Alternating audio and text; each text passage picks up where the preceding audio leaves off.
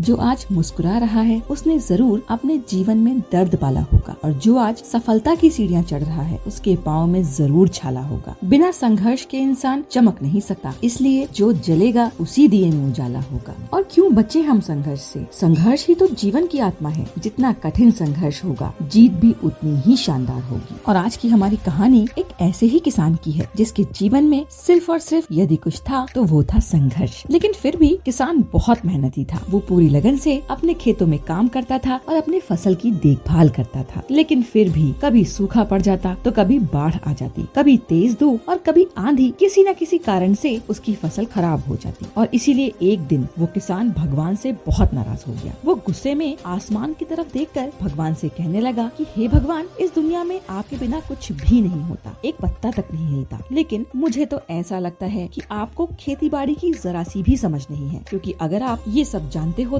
तो सूखा और बाढ़ ये सब कभी नहीं आते। देखिए, आपकी नासमझी से हमें ना जाने कितना नुकसान उठाना पड़ता है। अगर मुझे ये शक्ति मिल जाए कि मैं जैसा चाहूँ वैसा मौसम कर दूं, तो आप देखना मैं अन्न के भंडार लगा दूंगा। भगवान मुस्कुरा रहे थे और ये सब कुछ सुन रहे थे। वो किसान के सामने प्रकट होकर बोले कि आज मैं तुम्हें ये शक्ति देता हूँ कि तुम जैसा चाहोगे वैसा मौसम होगा, सब कुछ तुम्हारी इच्छा से ही होगा। किसान काफी खुश हो गया और अगली बार किसान ने गेहूं की फसल अपने खेतों में बोई। जब उसे लगा कि खेत में धूप चाहिए तब उसने धूप कर दी, जब पानी चाहिए था तब पानी बरसा दिया। आंधी, तूफान, बाढ़ जैसी आपदाएं उसकी फसलों को छू भी न सकी, और इस वर्ष ऐसी फसल हुई जैसी कभी नहीं हुई थी। ये सब देखकर किसान मन ही मन बहुत खुश हुआ। उसने सोचा कि अब मैं भगवान को दिखाऊंगा कि खेती करना और अपनी शक्ति का सही उपयोग करना किसे कहते हैं। कुछ दिन गुजर गए और फसल कटने को तैयार थी। किसान बहुत उत्सुकता के साथ फसल काटने लगा, पर जैसे ही उसकी नजर गेहूं की बालियों पर गई तो उसने अपना सर पीट लिया और वो जोर जोर से रोने चिल्लाने लगा, क्योंकि गेहूं की एक भी बाली के अंदर दाना नहीं था। सारी बालियां अंदर से खाली थी। उसने रोते हुए भगवान को पुकारा, हे प्रभु,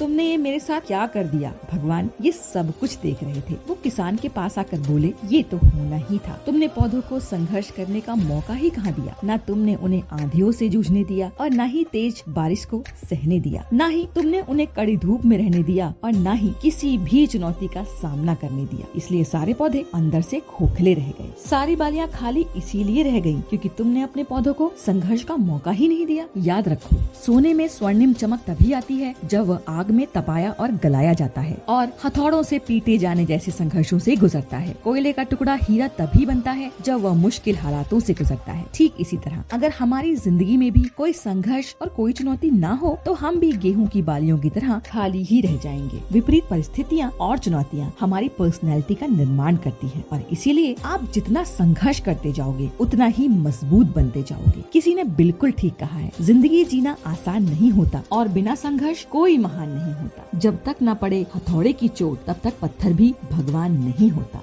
अगर आपने अभी तक हमारे चैनल को सब्सक्राइब नहीं किया है तो प्लीज सब्सक्राइब कीजिए और बेल आइकन को दबाइए ताकि आपको हमारे आने वाले वीडियोस की नोटिफिकेशन टाइमली मिल सके।